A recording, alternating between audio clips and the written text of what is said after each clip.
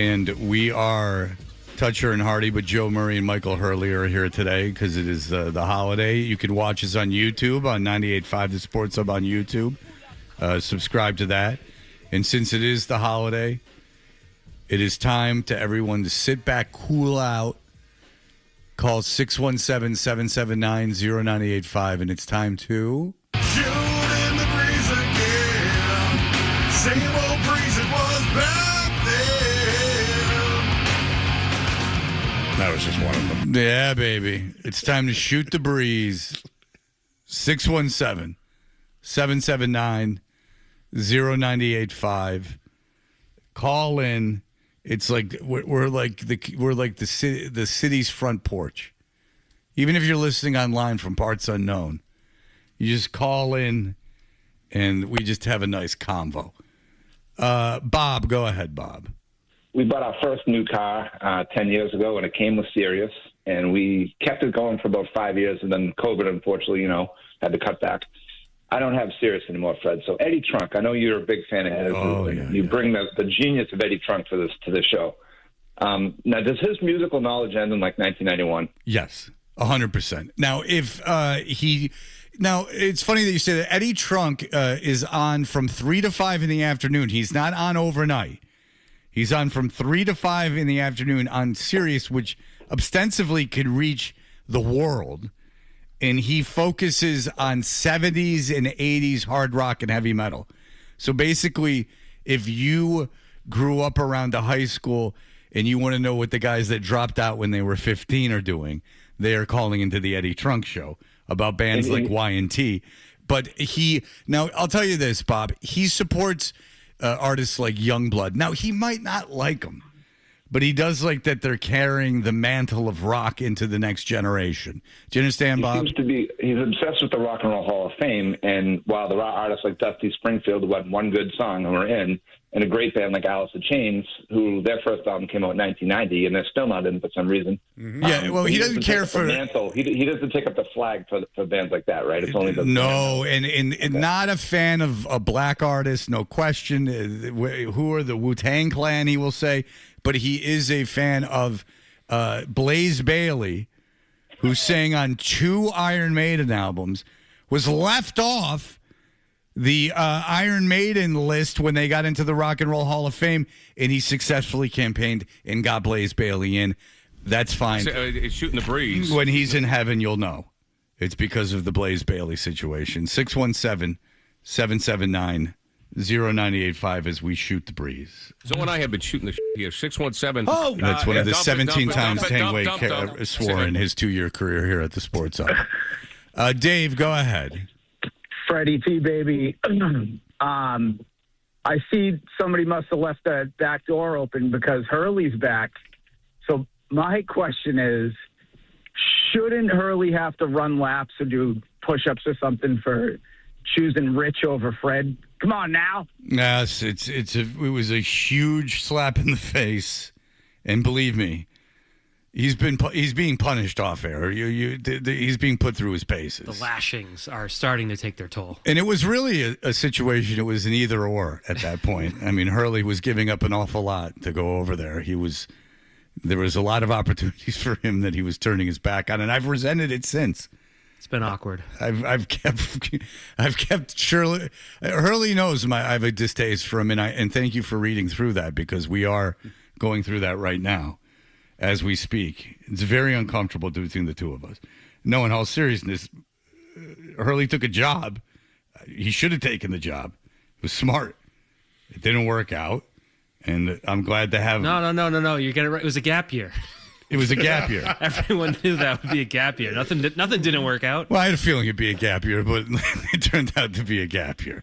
But it's no, Hurley and I are fine. What was he about philosophy, Italians, Uncle Eckley? Got no problem taking a guy taking a job for more money and more opportunity. That you got to do it if you got to do it. Now, if it's like a guest and they did that, then I might be like, it's their decision, but maybe I wouldn't have them on again. Ben, go ahead.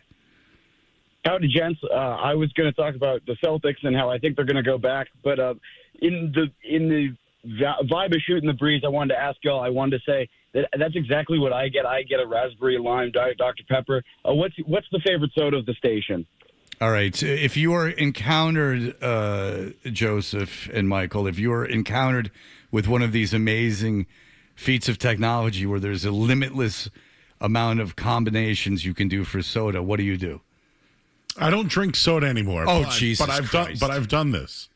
I go with the Minute Maid. My favorite drink is an Arnold Palmer.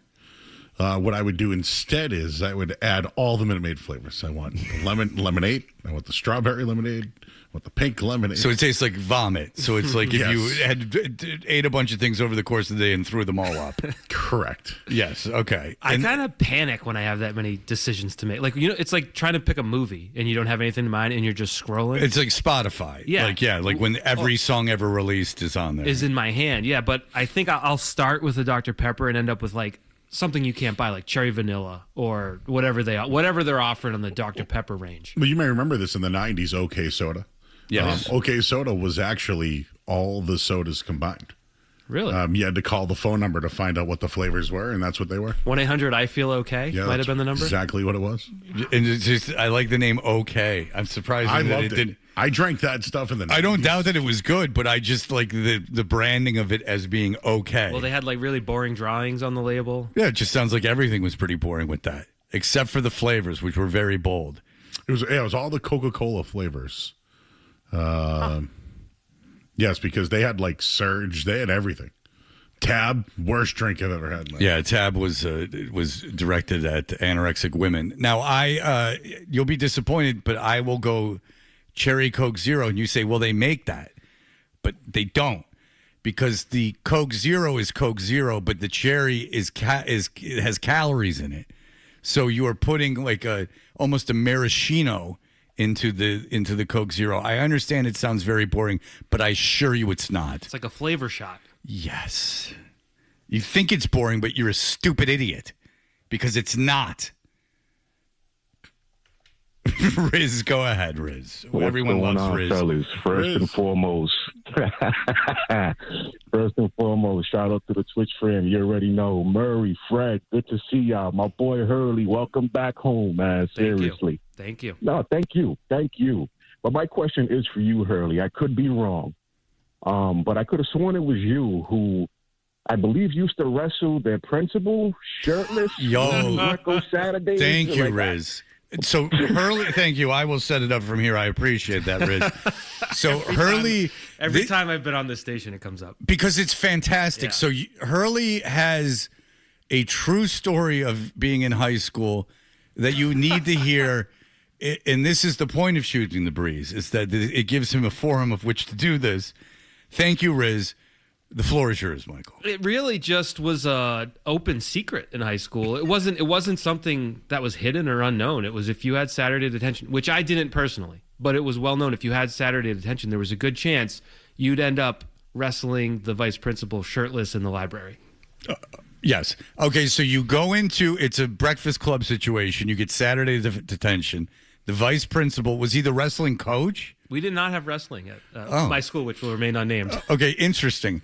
Well, no one could find out. No. So if only they'd invent a search engine. So you go in there, and now how does he get you to take your shirt off and wrestle him? I don't know if it's a good question. I know he was shirtless. Were the kids shirtless? I'm not sure. But I think what it was, and this is a psychology thing, this might be like deeper than Shooting the Breeze, so I apologize. But like, whoa! First of all, let me just tell you, there's no guardrails. All right, I'm just saying. Breathe. Feel free. Go ahead.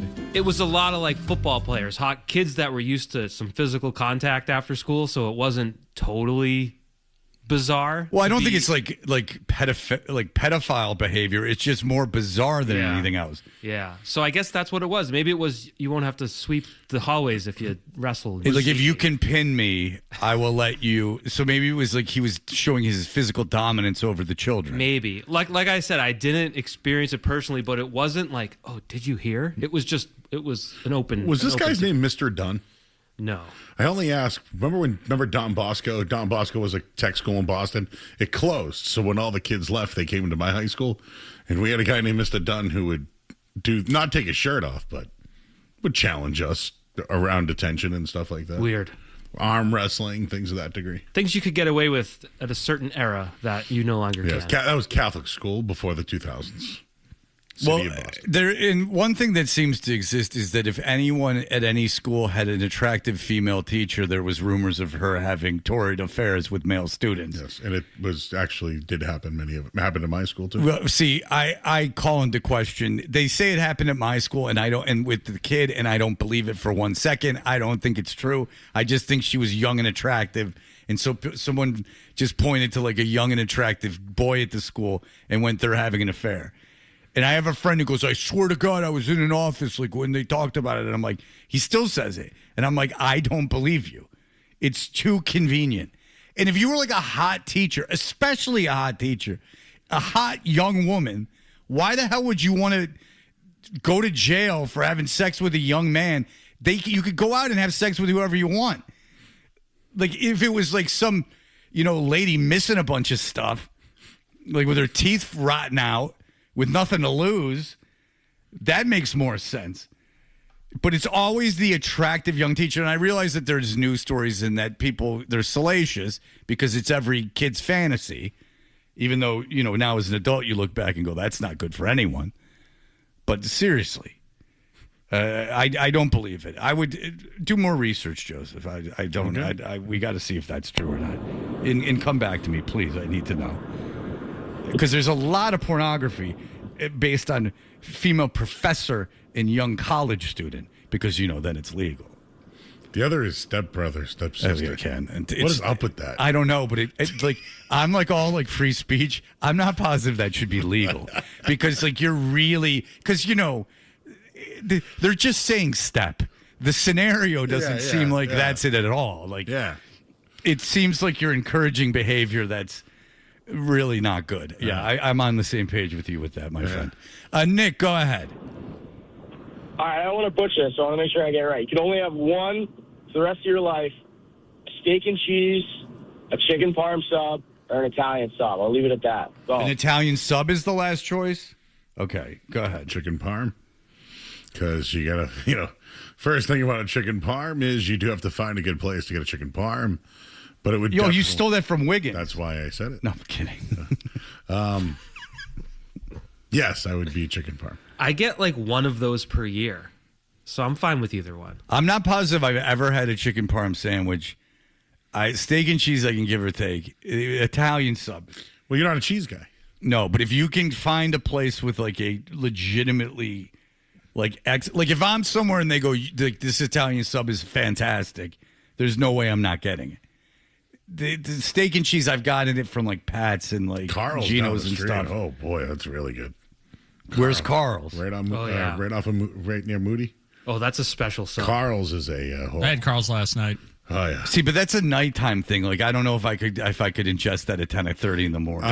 No, you would put if you wanted to go to bed. That is your medicine right there. Yeah. All right, Andy, we're shooting the breeze here. It's all very exciting. Everyone's on the edge of their seats. It's Memorial Day. It's really a tribute to the country. Andy, go ahead. Well, I love the country myself. I think we got a little hot and heavy on that last one. I was just going to try to bring it back to the breeze.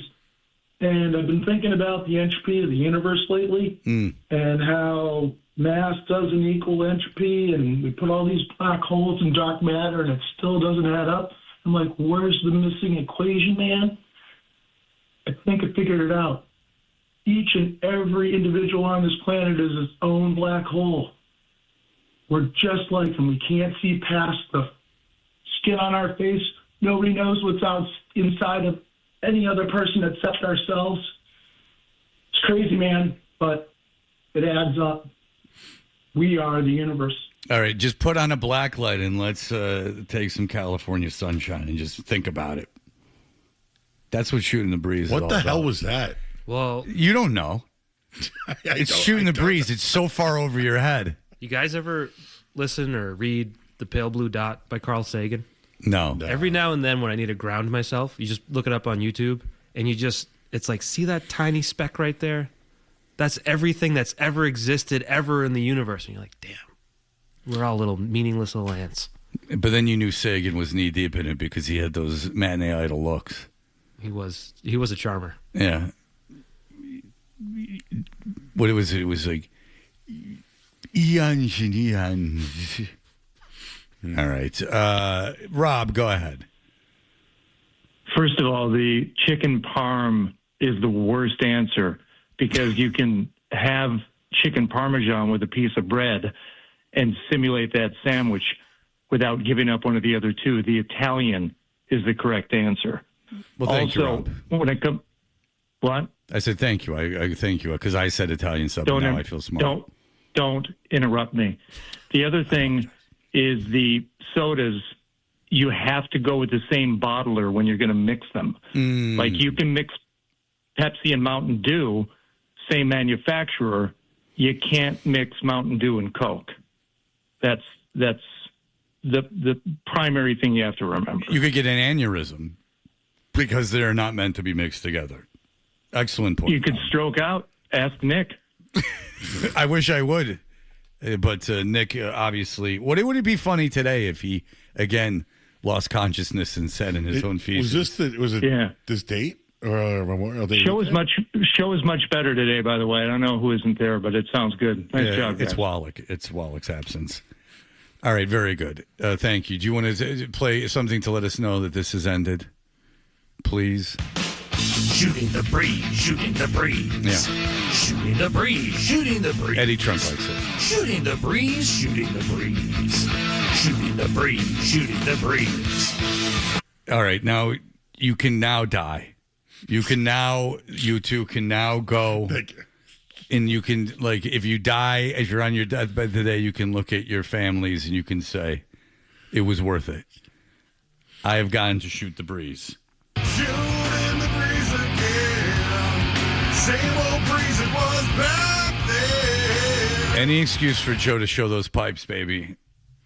That's right in his wheelhouse, right there in that era. I'm glad that the caller said that Allison Shane should be in the Hall of Fame. They should. I'm surprised they're not. They're running out of bands. Yeah, who's a band anymore? Exactly. It's like if you're the Foo Fighters and you can't show up, there's a big hole.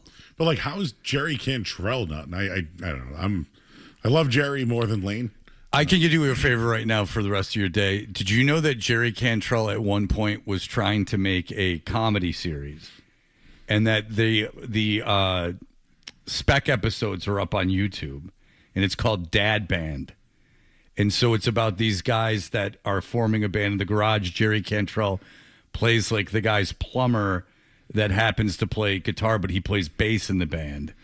And it's about these guys. A couple of them are divorced. It's called Dad Band. Now, is it funny? The answer to that is a resounding no. No. But it is Jerry Cantrell, written by Jerry Cantrell in a sitcom-like format. I love that. It's called Dad Band. I think Primus Jerry Was a Race Car Driver was about Jerry because he was racing a car. Jerry Cantrell. Jerry Cantrell also in Jerry Maguire when he's like, all I know, man, is I got a lot of balls. Do you remember how funny that band was? Like, they used to, like, especially the drummer, like, they would be on Sean MTV Kinney. and they were, they were like, they used to be, like, super And funny. Lane, super funny. Well, if you ever read Mark Lanigan's book, Lane Staley was shooting so much speed, like so much cocaine at one point. He was shooting cocaine too, that he, for like 2 days, sat under his toilet, like on his stomach, with his face under the toilet, looking, talking to the bugs in the wall. Like he was, and then Lanigan comes in, and he goes, "What are you doing?" And he goes, "Like, Tom's saying this stuff to me, and he's talking about the bugs in the wall." Some of the songs are about him talking to bugs. Oh, really? Yeah, I'll have to remember which one it was. Mark Lanigan, though, was on the name of the song is called Long Gone Day, Mad Season, which was a very uplifting album. If you listen to that song, Godsmack stole it. They used Voodoo, but the name of the song was Long Gone Day, Mark Lanigan and Lane Staley. Voodoo is only stolen from the dark arts. Well, whatever dark lord gave them that idea. Play the beginning of Long Gone Day and tell me that's all not right. Voodoo. When we come back, we can do that. But everyone's a little riled up because they just shot the breeze, and everyone needs to cool down. They got me going. Everyone needs to cool out. All right, we'll be back in just a moment. More More Toucher and Hardy on the way on the Sports Hub. And it's funny because when he says it, Sully Erna from Godsmack says he got it from some tribal thing or something like that. Mark Lanigan was the singer of Screaming Trees, and he was in Queens of the Stone Age and stuff. He's got 2 books. One is an autobiography, and the other one I thought was his autobiography, but it's not. He died in right before he died, he was in an Irish hospital. And he had been a huge heroin addict, and he was about to die. And he talks about that experience, and it's just awful. And he said he had one more place he could shoot up. It was between 2 toes. Oof. He had one more place where he could shoot up, and he was saving it. So they were trying to put medicine in him, and they couldn't find any veins because they were all collapsed or whatever the hell happens when you're an IV drug user. And he wouldn't tell him about the place in between his toes because if he wanted to kill himself, he wanted to take a hot shot and kill himself. And that was the thing keeping him through that.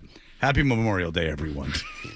I just wanted to give you that little. You got to give, Yeah, I just wanted to, if you're going to talk about music, let's make it the most depressing thing ever.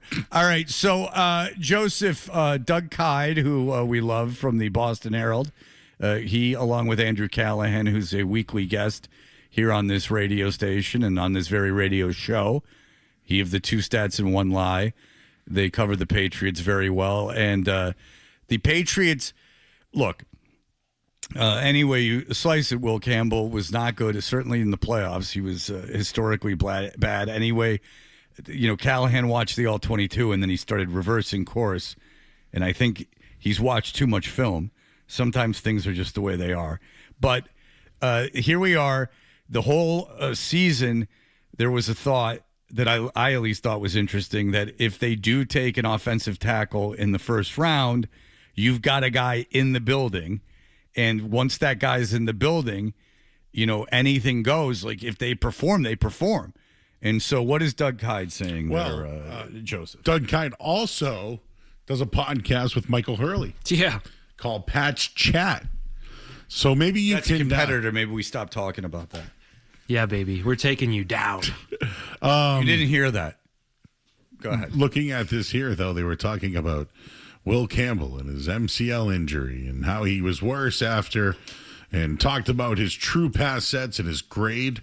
He was the 27th ranked pass blocker, and his pass blocking efficiency was a 93.9, which was 46th. Can you explain some of these numbers to me, Mike? I can't. Okay. I wish I had talked to Doug and been like, all right, what's the distilled version? Because I see the numbers. I think the ultimate conclusion was he may be a guard, and that's okay. That seemed to be the message. Yes. That's the first time I have seen somebody that is a beat writer for the New England Patriots suggest the fact that he is a guard, since they've been so adamant about him being a left tackle. They also drafted a left tackle this year. I'm trying to get the Limo going, but it's Lomu though. Yeah, that's what I'm trying to say. It's just not working. I tried, but now they are looking at what his path could potentially be, and they have compared his path to one Tyler Smith, excuse me, who was a tackle. Thank you for the Tyron. And he moved to guard, and after some of these numbers and the same trajectory, he is indicating that maybe, just maybe, Will Campbell could be a guard. And I think we all know that, right? Well, yeah. So there's been people around the NFL that said, sure, he could be a pretty good left tackle, but he could be a all-pro guard. So that's always been the book on him, correct? At least I've had 10 people tell me that, is that based on his size and his playing style, sure, he was a very, very, very good left tackle in college in a very good program. And there is a way that he could become a pretty good left tackle. But if you put him in a guard, almost immediately he projects to be one of the very best. Correct. And Doug did write in here that with Morgan Moses potentially 35 and on his way out, Lomu would go to right tackle, and he would need to be beat out by a Marcus Bryant or a Crownover to truly make the move to left guard. or guard in general. I think that they feel he's a tackle. I think the knee injury was big last year. He did not have surgery. I sometimes like to think about getting surgery. I'm the first guy who says get surgery. Right. Even Drake Maye's shoulder, I'm still worried about, but I'm going to his celebrity softball game this weekend, and I'm going to get a good look at his arm. I'm sure he'll be hucking it all over the place. I can't wait to. I mean, he was hucking footballs out of the stands for the Charlotte Hornets at a game, so I'm going to get a good look at his shoulder, and I'm going to ask him. Where's that at? That will be at Polar Park in Worcester, Massachusetts. I will be there. It'll be fun. You should be participating. I'll be on the field. Okay. I have a credential. I just don't know if I can play. They didn't ask you to play? Well, we'll find out when I get there. I'm going to go early. Bring your mitt. I have it in my car. Because Milan Lucic used to have that. Yeah. Have that celebrity softball game that I used to play in. Is that in Lowell? It was in Lowell, and I'll tell you that the star power on that field was really something to behold. But then you could have your family in, and they could see Milan Lucic with his shirt off, and then everyone could know what a real man looks like. And your kids could compare you to him and be like, oh, it's almost like there's another kind of human out there. And my father's not him. Where's Lucic playing now? It's overseas. Like England. Yeah. I saw that. Yeah, I think he's like in England. Beating up guys in beer league, basically. Yeah, I guess the English Hockey League, travel is no fun. I know someone who played over there. Yeah, a lot of drinking, a lot of bus travel. By the way, Fred, you used to be interested in my men's sports escapades. Yeah, you're next. I still play and won the championship at Little Asher Park last year. Finally, after all these years, brought home the trophy. Okay, so you play fast pitch baseball. Yeah. Okay, and now what level did you stop playing baseball at? High school. Okay. I didn't make my high school team because I tried it for tennis at the same time, and the baseball coach found out. That was it for me. Yeah, you can't split. So I played Babe Ruth up until 15. Okay, so and then picked up men's league when I was like 20. How hard? But there's got to be guys that played in college in that league. In this one slowed down. I played in some good leagues where there were some good players. Yeah, so if I don't care, whatever. I mean, now to pitch in college, you're throwing at least in the high 80s. So you would face guys throwing in the high 80s. Oh yeah, in my 20s, yeah. And they didn't have, I would imagine, an incredible amount of control, or they wouldn't be in a men's league game. That's the tough part about it. Is like you're like, I might get hit in the neck right now. Yeah, so I would rather face a guy that was pitching in college than a guy that flamed out in college, because the reason probably is his lack of control. Right. His lack of command. Mm-hmm. And it's not even so much the fastball that I'm concerned about. Having to catch my son, it's the movement on a slider. If you can throw a slider in the low 80s, or even if they're even better, they can throw in the mid 80s. But say my son throws like an 83 mile an hour slider, 82 mile an hour slider. I don't like that. I can't judge the break, and I don't like catching it, like with a catcher's mitt on, standing, not even crouching. And now if you give me no way to protect myself, nothing on my hand, I really don't like that, especially with it breaking in on me. Or even worse is if I guess it's lefty on lefty or righty on righty, and it looks like it's coming right at my head and it breaks down. I don't like that. Yeah, so I'm impressed that you did that. Yeah. We had a kid in our league last year. He was like 31, but he was like way too good for our league, and he had a upper 80s fastball, and he just had a slider which, by high baseball standards was probably not that good, but for our standards it was like, damn. When he throws that down and away, you're just dead. Yeah, but down and away is better than inside. So you could catch up with with a high 80s fastball? Maybe. It's pretty impressive, Mr. Hurley. I had a walk that day. I did draw a walk. I haven't played baseball in a long time, but I would feel that after playing softball for so many years, I feel like the ball size would be different. Like actually seeing the ball would be harder. Oh, it's a tremendous difference. I would just say any level of being impressed. If you showed up at one of our games, it would go away immediately. You'd be like, oh, okay. Those are just a bunch of guys who can't quit. I'd feel too much pressure, though, because did they take it seriously? It's the perfect amount of seriously enough to get you out of bed in the morning to go do it, but not too seriously where you're getting into fights and yelling at people and all that. That's the beer. I hate that. Softball league. Yeah. So there's a JCC softball league. Don't worry about it. You didn't hear it from me. And they have asked me, it's been years, but there was a couple occasions where they asked me to play. But then I was given the heads up that their stats kept, Oh. And there are guys that are really into I it. feel like the JCC league would be pretty competitive. And I'm not stepping into that situation. I'm not getting out there, and then if I'm playing left field and I misplay some ball and it gets behind me, then I'm going to have 10 guys screaming at me. I don't need that in my life. I played an all-Jewish high school, Maimonides. They were out of Newton. And boy, could they play, especially basketball. You're saying the Jews go to baseball? They were well, Hammer and Hank as a religion. Yeah, Mr. Greenberg. Yes, absolutely. He was very good. Yes. All right. So last thing on this. This is a take. All right, quick take. Matt Stafford getting this contract. Right, he's making $60 million. 2 years, $105 million. Okay. What's Drake Maye going to get? Think about this. Drake Maye's fifth-year option is $45 million. They're going to have to eat those years, right? They're going to have to get to Drake Maye early. So if you're thinking about it, if he's getting 60, Stafford, Drake Maye has a chance to get, 4 years, $250 million at some point for an extension? He might be making, when the salary cap keeps going up, Drake Maye could make somewhere between $75 million a year. And this is off, this is just so off. Prescott's making 60, right? Yep. And Okay. Jordan Love just got 55. Okay. What about if Mahomes comes back?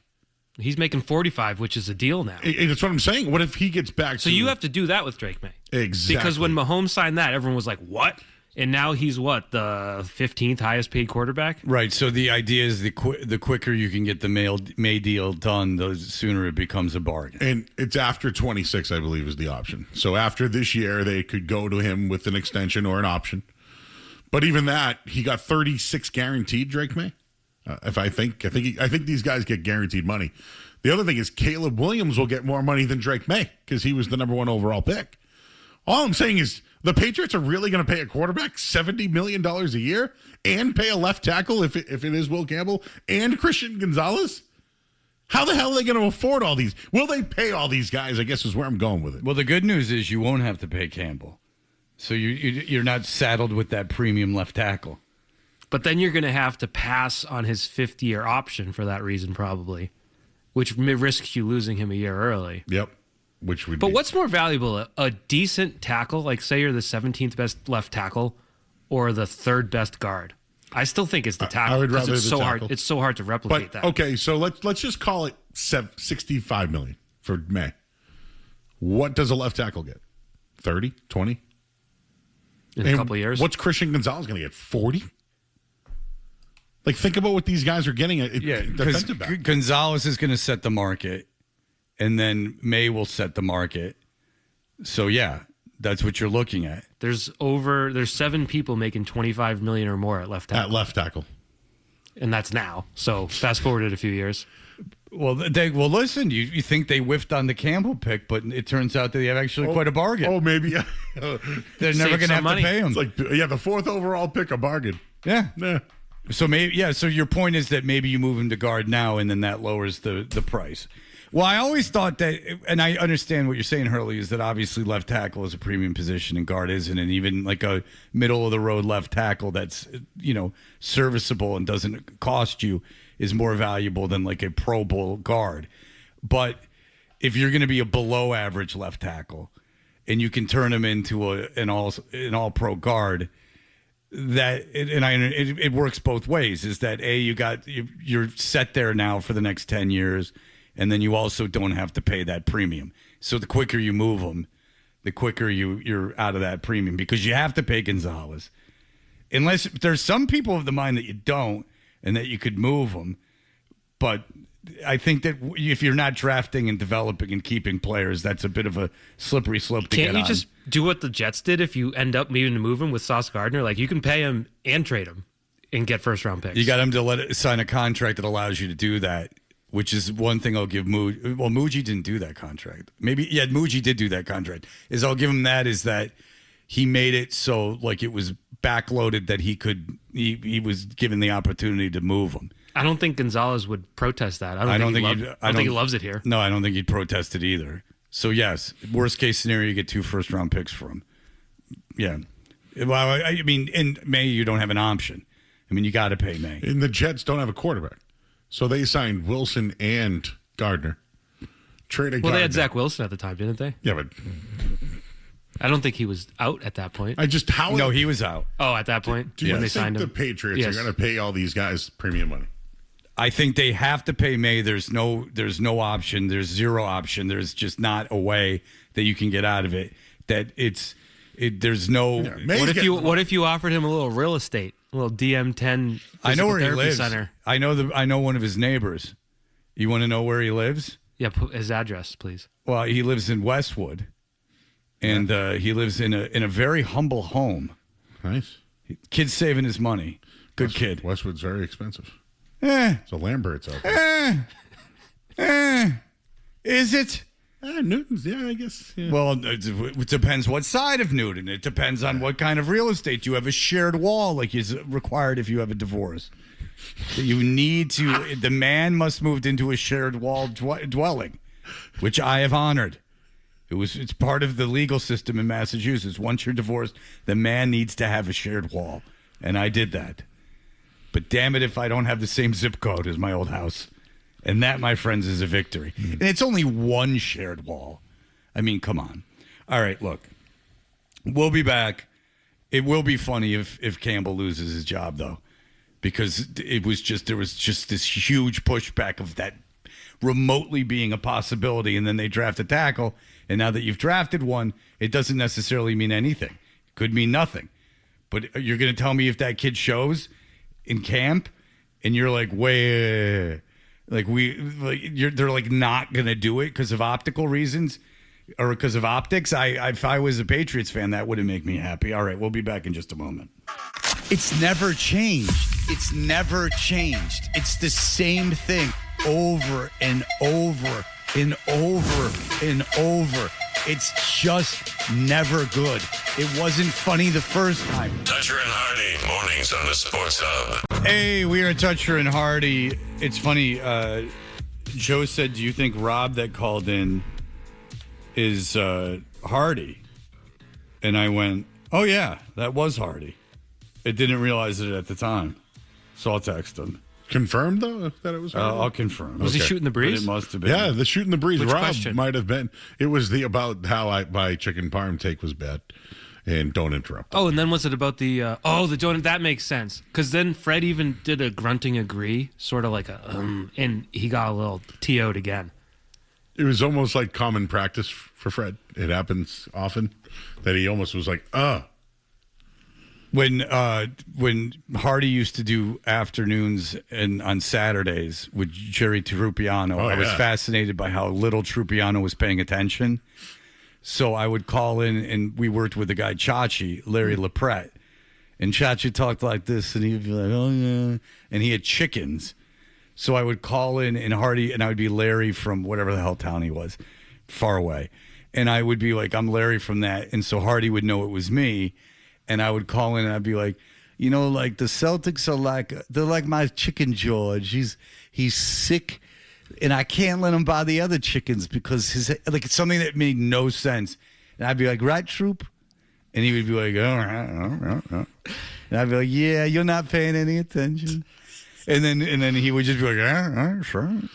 And just every Saturday, my kids would be in the car, and I would just do it on speakerphone and turn the radio down. And then we would hang up and listen to it because it was in delay. And my kids would think it was the funniest thing because I'd be like, watch, this guy's not paying any attention. And be like, sure. The Beatles suck. Yeah, the Beatles. Oh boy, oh boy, oh boy. There's a diner 60 miles north of here that's got Beatles memorabilia on the wall. He still does breakfast with the Beatles, by the way, Chachi. Still going strong with that. I love Church. He was here. He had an office, remember? Oh, did he have an office? He had the biggest office in the building. I got screwed. They gave everyone those options. Laquadera's living in next to Oprah in Hawaii, and I'm stuck here. These sons of bitches. I know that dumb crooner that died, whatever the hell his name is, the San Francisco guy, Tony Bennett. I knew Tony Bennett. I'm going to play the special I was on where he says hello to me 55 times. And what's funny is I hung out with Chachi literally 5 days a week. I would go into his office and hang out. I legitimately thought Chachi liked me. And it turned out that once he left, he did not like me. He did not. I don't know if he disliked me, but he didn't have any interest in continuing the friendship. He ran our marketing team. What was it? What was his job title here? It was screwed. It was screwed. You know, these guys all got equity in the company, and it kept selling, and they didn't give it to me. And dumbass Molesta Parento did opt out of it, and now he got screwed, but they didn't even give me the chance. You know, Berendini and Laquadera all running around in mansions, and I'm stuck here with my chickens. By the way, that was Hardy. All right. He said I was 99% sure you didn't know it was me. I didn't. He got very esoteric with it. I didn't understand what was going on, really. Well, he was shooting the breeze. Yeah, and he should know that. Anything goes with shooting the breeze. It was the don't interrupt me that I feel like I've had that happen to me with Hardy before. I just thought it was more funny than anything saying don't interrupt me. I just was like, oh, this listener's pretty funny. So I overestimated the listeners. Not necessarily here nor there, but Hardy once had me as a guest on that Hardy and Troop show exclusively to talk about Smash Mouth. Which I think was just to bother his co-host. And you know what's ironic is now Hardy is friendly with the new singer of Smash Mouth. See, the old singer of Smash Mouth, may he rest in peace. We had a little back and forth back in the day. We had a little push and pull. I'm blaming you for his death. We got along cool after a couple of spats, some beef. You know, you knew he was doing well when he was responding to guys on Twitter. He was a big Twitter guy. Yeah, love Twitter, and his Twitter account name was at Smashmouth. So you're like, I'm talking to Smashmouth right now. Yeah, well, he was Smashmouth, and really the idea that they're going along without him is really a disgrace. It really is. But you know what? Guys got to eat. If you played bass in Smashmouth, like, and you're what, 56 right now? Like, you can't start over again. Well, listen, if you're getting the 90s cruise and they're giving you a paycheck just to get on a boat with a bunch of losers, then God bless you. Hey, they're at the 99 All-Star game. And you get to be friends with Hardy just by being the new singer of Smash Mouth. And then we ask you to do something and you kind of half-ass it like you're a rock star, and you're anything but a rock star. You're better off not being in a band than being in Smash Mouth. Don't interrupt me. That's right, Hardy. Sounds exactly like Hardy. Yeah, I didn't even realize it was Hardy. It's Memorial Day, and we're here. We got up early in the morning. Asking us to focus that hard is too much of a task. This is going to be a very loose affair, and we only have an hour left. We'll be back in just a moment.